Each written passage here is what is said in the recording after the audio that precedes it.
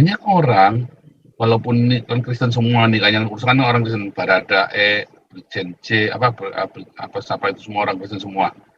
Tapi apakah mereka orang Kristen yang lahir baru? Saya kok yakin enggak ya. Apalagi sampai terjadi begitu, kalau dia lahir baru, kalau memang ternyata ada ketidaksengajaan pembunuhan, pasti langsung ngaku. Kalau dia lahir baru. Karena buat dia pengakuan dosa itu untuk mendapatkan ampunan dari Tuhan Yesus kan. Itu lebih penting. Kalau dia lahir baru, ya orang-orang ini pasti nggak akan ruwet, saudara. Pasti dia akan langsung ngaku, nggak pakai ruwet.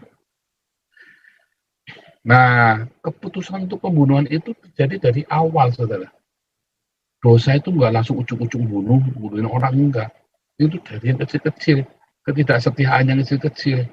Cinta akan uang, ya kan? Mulai dia tidak setia, dia tidak lahir baru. Terus digiring sampai akhirnya kita berani melakukan yang besar. Ketika saya sampai di satu titik mau disuruh bunuh orang ya, saking marahnya saya. Terus disitulah saya bilang, kalau saya lakukan saya nggak bisa balik. Oh, saya pernah sampai hampir mau bunuh orang yang saya kemana-mana bawa pistol, tinggal tembak saja. Tetapi saya tahu saya nggak akan bisa balik kalau sudah laku ke sana. Saya ngalami ya perasaan itu seperti apa, pengen bunuh orang. Pengen bunuh orang, seberapa teganya sampai pengen bunuh orang. Nah itu saudara, jadi itu diawali dari apa saudara? Diawali dari saya marah yang sepele kepada sesama hamba Tuhan, ya kan? Lalu saya mulai tinggalkan Tuhan, kemudian saya mulai dikit-dikit jadi jahat kecil. Saya SMP itu nggak berani saudara, nggak ada angin, nggak ada hujan tuh, cucu saya ngelukain orang itu.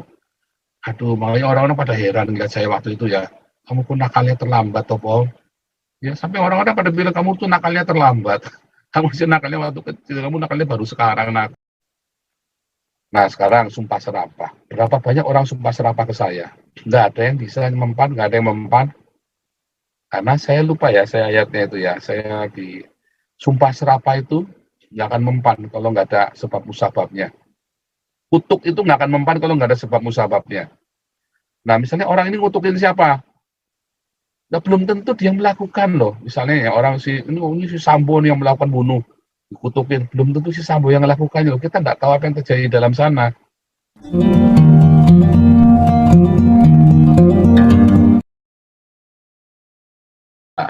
Nah, lanjut lagi Bu Sarma, silakan. Shalom Pak. Shalom. Saya mau menanyakan mengenai efek dari perbuatan seperti contoh kasus-kasus sekarang yang ada inilah ya, kejadian yang begitu mengenaskan, yang menimbulkan kematian. Terus saya teringat dengan bagaimana si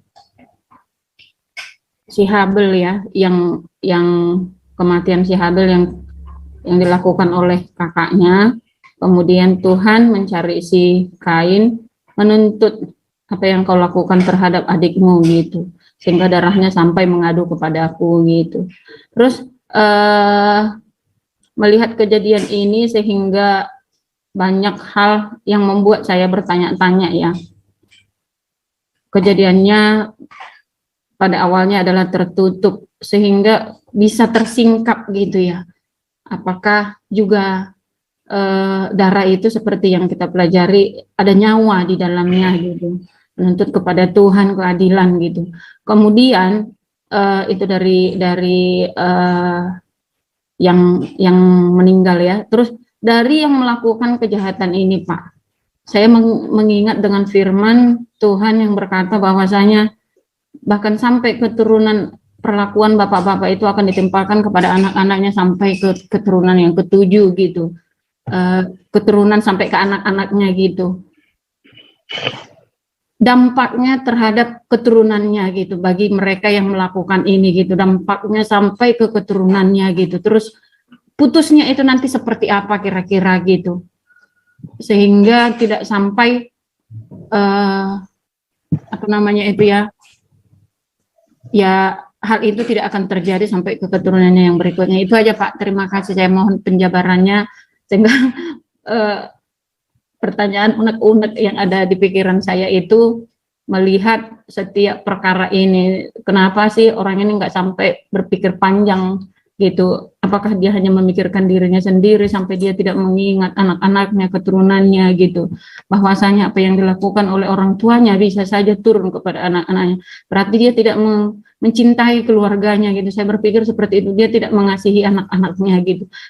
Sampai gelap mata gitu. Terus ada lagi Pak pertanyaan saya, setiap doa-doa saya lihat komen-komen, saya mengikutinya betul, saya lihat komen-komen orang yang bagaimana mengutuki, ya wajar aja lah sebagai setiap orang yang mengkomen gitu. Komen-komen itu kan keras memang, betul sih, karena memang perbuatan orang itu gitu. Komen itu kan artinya perkataan yang dibentuk di dalam tulisan gitu. Itu kan perkataan juga sama dengan doa gitu. Terus efeknya dari setiap doa lewat komen-komen itu, apakah akan menimbulkan dampak yang makin besar yang akan berujung kepada malapetaka terhadap orang yang melakukan hal itu gitu loh Pak. Terima kasih.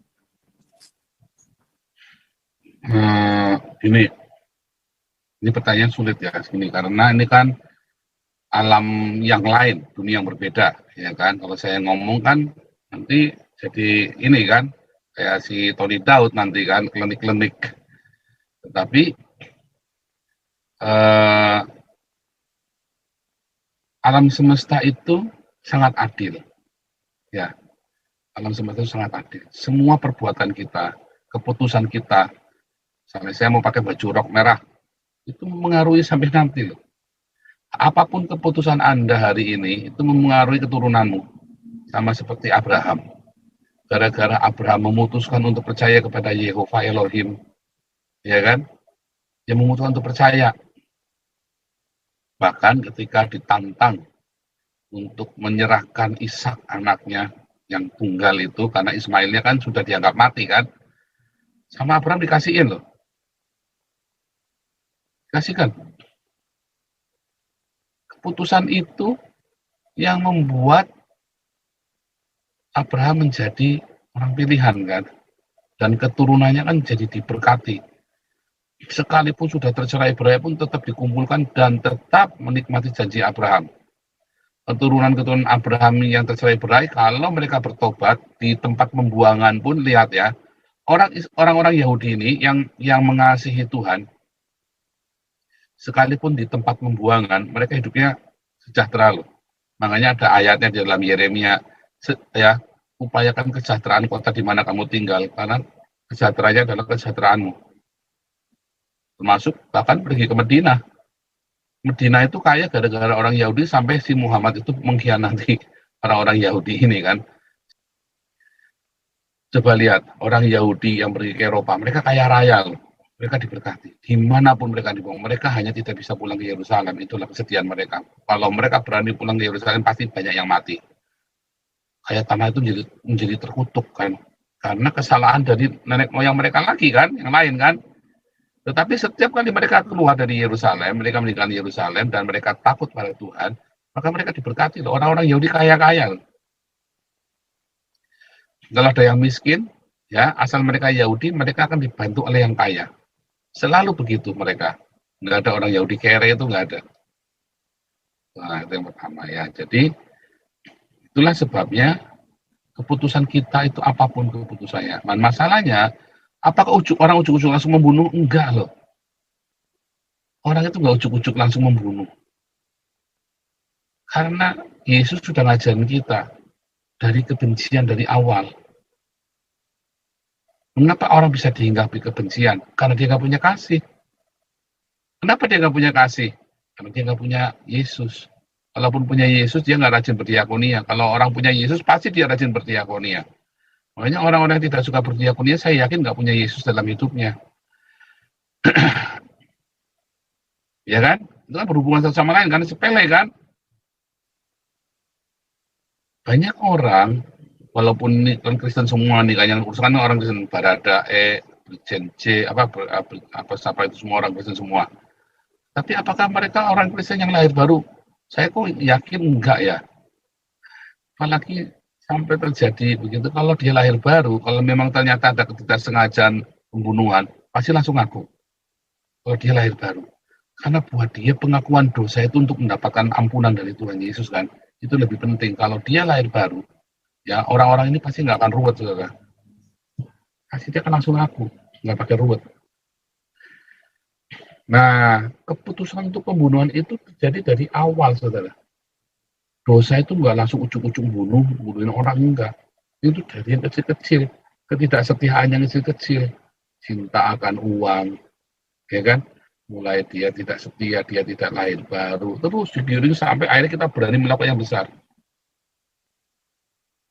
Ketika saya sampai di satu titik mau disuruh bunuh orang ya, saking marahnya saya, terus disitulah saya bilang, kalau saya lakukan saya nggak bisa balik. Oh, saya pernah sampai hampir mau bunuh orang yang saya bawa kemana-mana bawa pistol, tinggal tembak saja. Tetapi saya tahu saya nggak akan bisa balik kalau sudah laku ke sana. Saya ngalami ya perasaan itu seperti apa pengen bunuh orang. Pengen bunuh, seberapa teganya sampai pengen bunuh orang. Nah itu saudara, jadi itu diawali dari apa saudara? Diawali dari saya marah yang sepele kepada sesama hamba Tuhan, ya kan? Lalu saya mulai tinggalkan Tuhan, kemudian saya mulai dikit-dikit jadi jahat kecil. Saya SMP itu nggak berani saudara, apa namanya, nggak ada angin, nggak ada hujan, itu cucu saya ngelukain orang itu, aduh, makanya orang-orang pada heran ngeliat saya waktu itu ya, kamu pun nakalnya terlambat toh Paul, ya sampai orang-orang pada bilang kamu tuh nakalnya terlambat, kamu sih nakalnya waktu kecil, kamu nakalnya baru sekarang nakal, gimana sih kamu ini? Saya hanya tersenyum ya. Itu semua diawali dari hal yang sepele ya, itu Bu Sarma, jadi nggak ujuk-ujuk. Nggak ada orang ujuk-ujuk langsung jadi jahat, itu nggak ada. Kesambet setan Pak, nggak ada, itu sudah ada awal, percaya saya, nggak ada orang kesambet setan, orang baik tiba-tiba jahat. Nggak, semua itu ada pintu masuknya pelan-pelan, lalu setan ambil alih pikiran kita, hati nurani kita. Semua itu dari pelan-pelan, ya, dari dikit-dikit, sampai akhirnya setan mengambil alih, membajak seluruh hati dan pikiran kita. Selama setan masih ada di dalam pikiran dan belum di hati nurani kita bisa perang, ada terjadi pergolakan, ya. Tetapi begitu kita sudah pasrah, seperti Kain, ya kan, dosa mengintip, siap menerkammu. Dimulai dari apa? Dari dia tidak punya iman. Abel punya iman, terus menerus dia persembahkan, iri hati, iri hati, iri hati, iri hati, lama-lama dia jengkel, bunuh.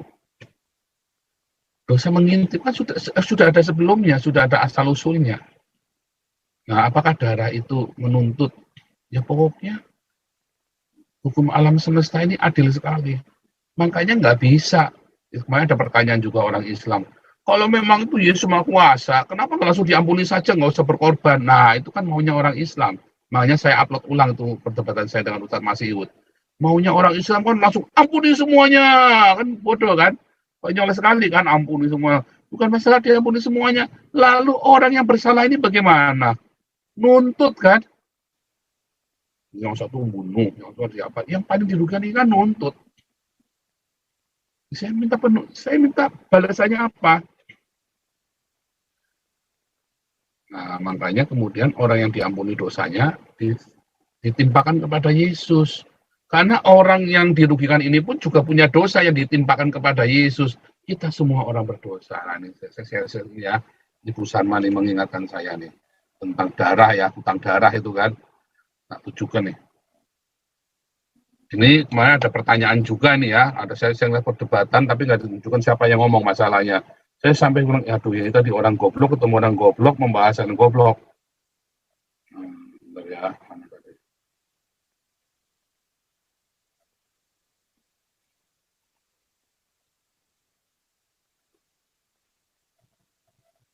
Nah, saya tunjukkan dulu ya.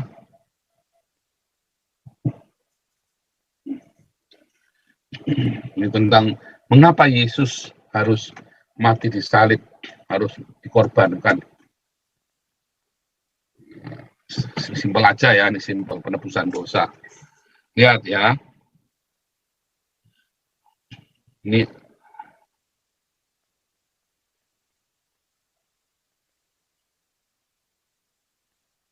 Ini orang berdosa, Anton.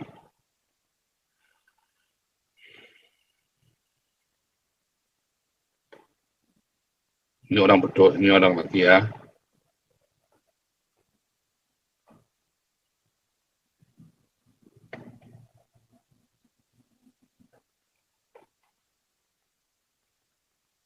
Itu orang berdosa nih, semua nih ceritanya nih, ada 4 orang berdosa. Lalu A,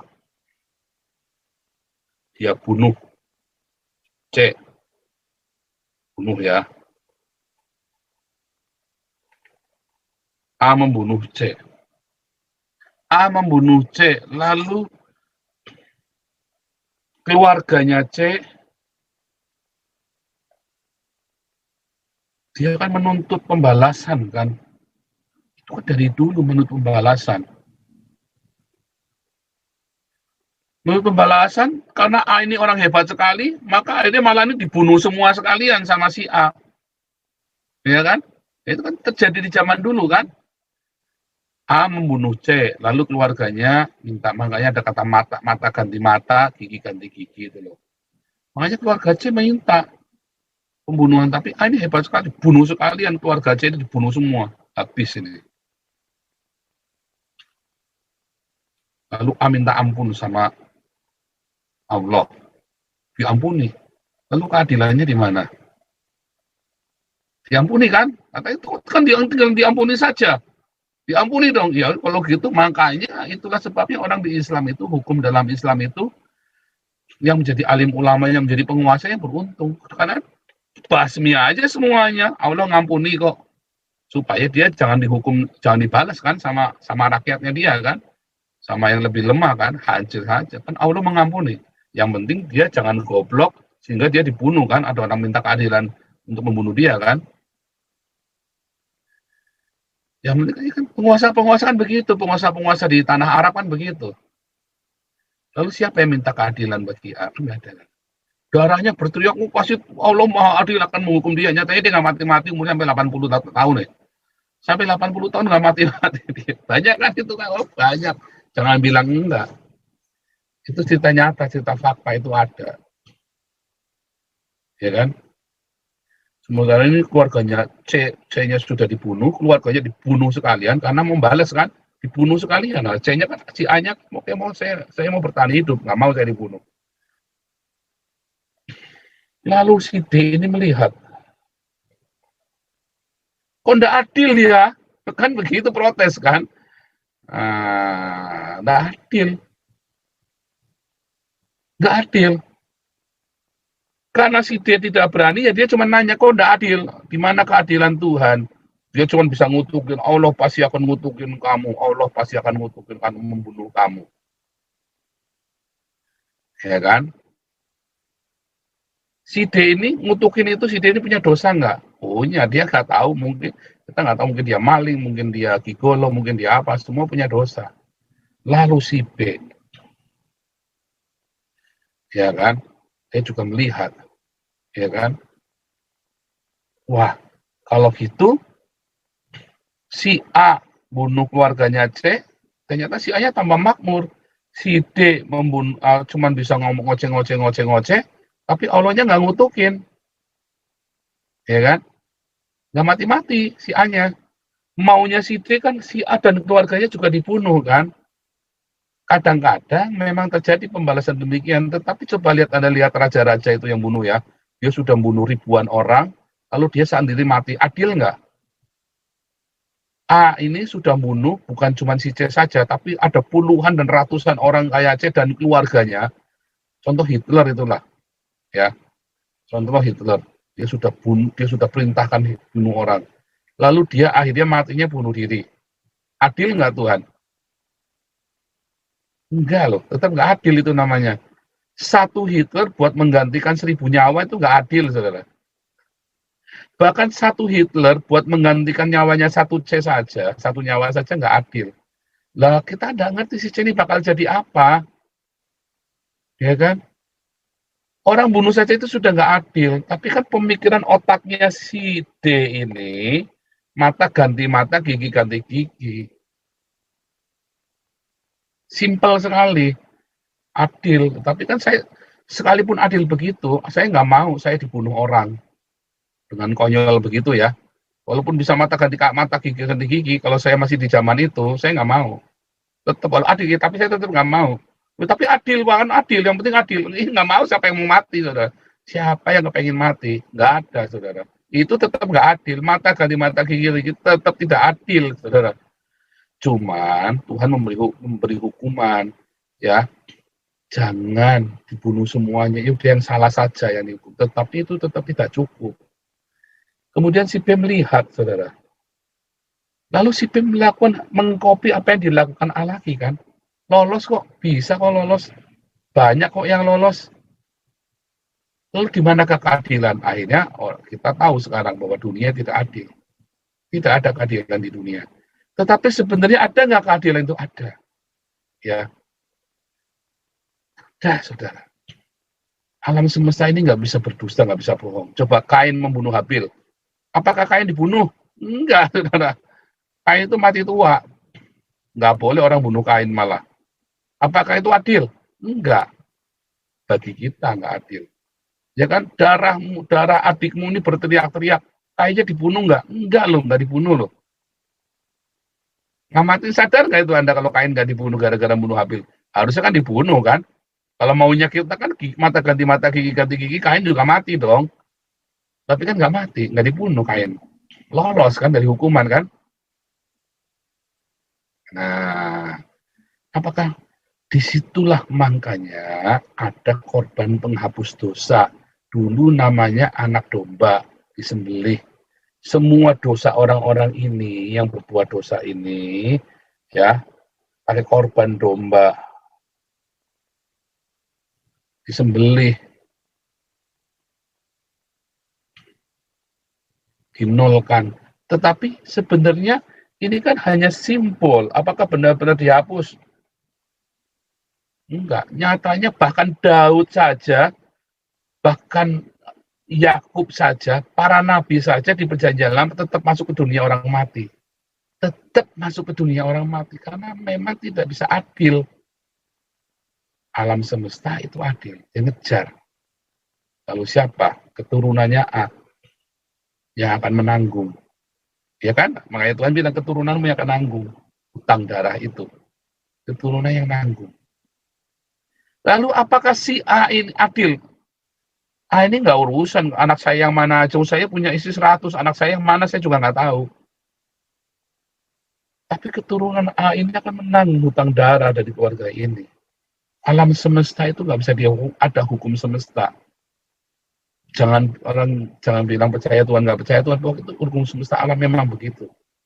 Makanya lihat ya,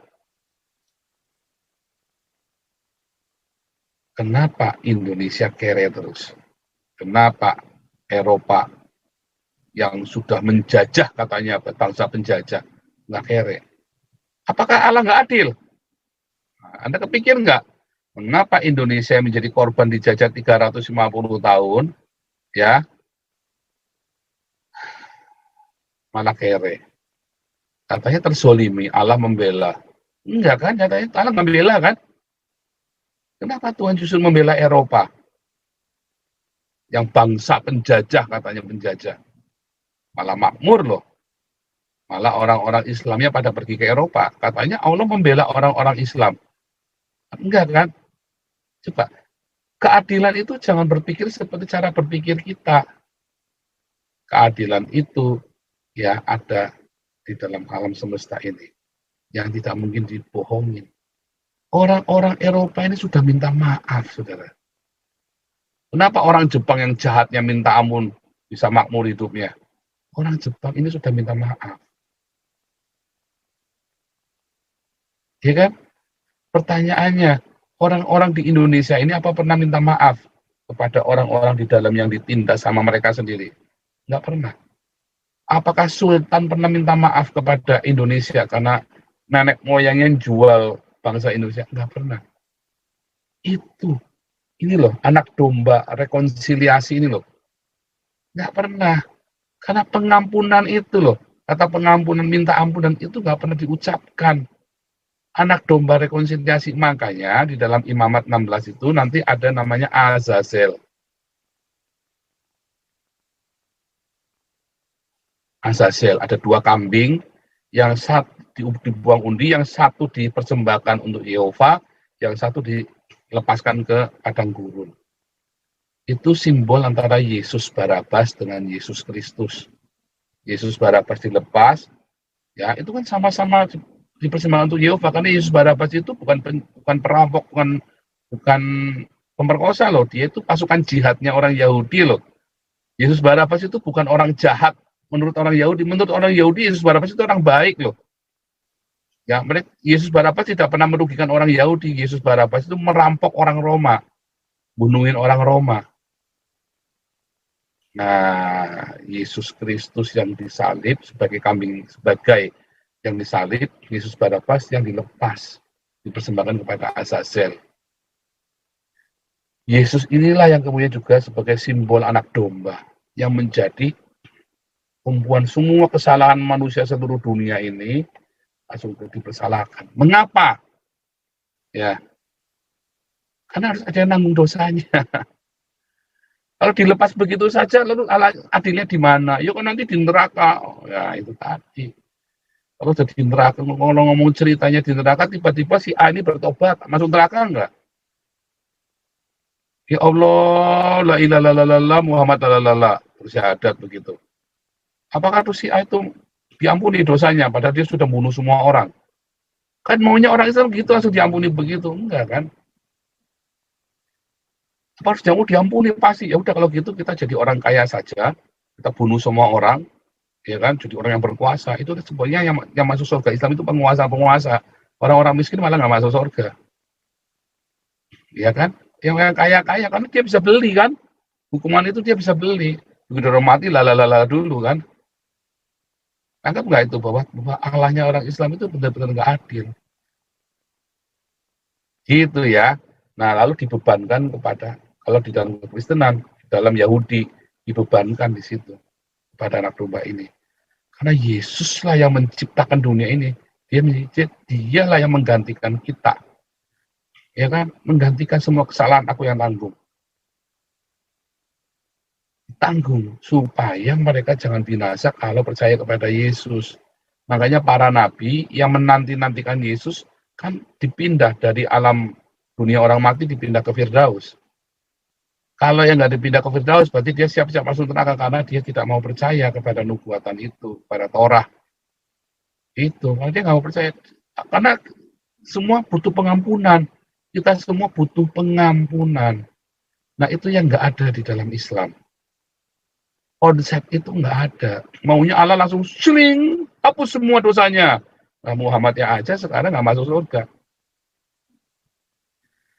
Artinya Muhammadnya juga belum dihapus dosanya. Orang Islam maunya begitu langsung. Wah, kalau itu tak bunuh semua, tinggal kuat-kuatan backing-backingan aja, selesai. Ya Soeharto lolos kan? Berapa banyak yang dibunuh sama Soeharto? Lolos kan Soeharto kan? Anaknya masih jaya sampai sekarang. Katanya Allah adil. Gitu ya. Oh, tapi kan nanti mimpimu, tapi kamu udah lihat kan? Bahkan orang yang zamannya Soeharto saja yang dibunuh sama Soeharto, apakah dia melihat Soeharto di penjara? Enggak kan, matinya dengan tenang kan di rumah sakit kan. Nah itu di mana keadilan Tuhannya? Anda sudah dirugikan, dibuang ke Pulau Buru 25 tahun. Ya kan? Kita cerita keadilan Tuhan ini loh. Gitu ya. Jadi kita nggak bisa melihat begitu. Sekarang yang kedua, sumpah serapah. Oh sebentar. Jadi kita membutuhkan pengampunan, yaitu Yesus Kristus. Tetap. Lalu kan orang bertanya, kalau gitu nggak adil dong Pak. Lalu si A, si C, si B, si D ini, maka si A yang udah bunuh, si C, si B sama si D kan loh. Kamu kan punya dosa. Kamu percaya Yesus. Kamu kan juga diampuni sama Tuhan Yesus. Si D kan juga makanya Tuhan Yesus bilang, orang yang paling berbahagia adalah orang yang dosanya paling banyak yang diampuni dan dibebankan kepada Yesus. Jadi nggak bisa cuma diampuni toh, berarti Tuhan nggak adil toh. Dibebankan. Lo kan cuma Yesus bisa, oh iya dia itu yang suci tidak berdosa, Allah sendiri. ya kan, turun ke bumi dan mati. Masa kurang buat tebusan? Masa kurang buat tebusan? Kan itu pertanyaan, masa kurang sih? Allah sendiri loh yang menebus. Kalau saya ya kurang, karena saya sendiri orang berdosa, nebus orang berdosa. Yesus ini Allah sendiri, kan begitu kan, sehingga nggak kurang. Itu lebih dari cukup untuk menebus dosa seluruh dunia. Nah sekarang sumpah serapah. Berapa banyak orang sumpah serapah ke saya? Nggak ada yang bisa mempan, nggak ada yang mempan. Karena saya lupa ya, saya ayatnya itu ya, saya di sumpah serapah itu nggak akan mempan kalau nggak ada sebab musababnya. Kutuk itu nggak akan mempan kalau nggak ada sebab musababnya. Nah misalnya orang ini ngutukin siapa? Nah, belum tentu dia melakukan loh. Misalnya ya orang ini si Sambo nih yang melakukan bunuh, dikutukin. Belum tentu si Sambo yang melakukannya loh. Kita nggak tahu apa yang terjadi dalam sana. Gitu ya. Jadi nggak semudah itu. Begitu Bu Sarma. Panjang nih jawabannya ya. Mana nih Bu Sarma nih. Begitu ya Bu Sarma pertanyaannya. Iya Pak, ya. Jelas Pak. Nah, jadi nggak semudah itu. Jadi satu diawali, semua dosa diawali dari hal yang sepele. Lalu dibiarkan sampai setan itu membajak pikiran dan hati nurani kita. Ya, kedua, dan kita membutuhkan pendamaian. Makanya orang bisa bertobat bisa, walaupun sudah dosa banget. Ya orang kalau melihat saya dihapus sama Tuhan, ya hutang pelanggaran saya dihapus sama Tuhan, orang kan iri, orang jengkel. Oh ini, ya itu tadi lah. Orang saya berbahagia karena saya banyak pelanggarannya dan saya dihapus dosanya oleh Tuhan. Nah kemudian saudara, ya sumpah serapah, Anda yang sumpah serapah ke saya, ya nggak akan mempan, tidak akan mempan, ya nggak akan mempan saudara sumpah serapahmu, malah bisa-bisa membalik, bisa-bisa membalik ke Anda sendiri, ya kan, gitu ya. Oke, sebentar, ada lagi nggak nih? Ada lagi yang lain? Oke, kalau nggak ada, pas nih ya, 10 menit ya kita akan ini ya, kita mulai masuk firman Tuhan ya.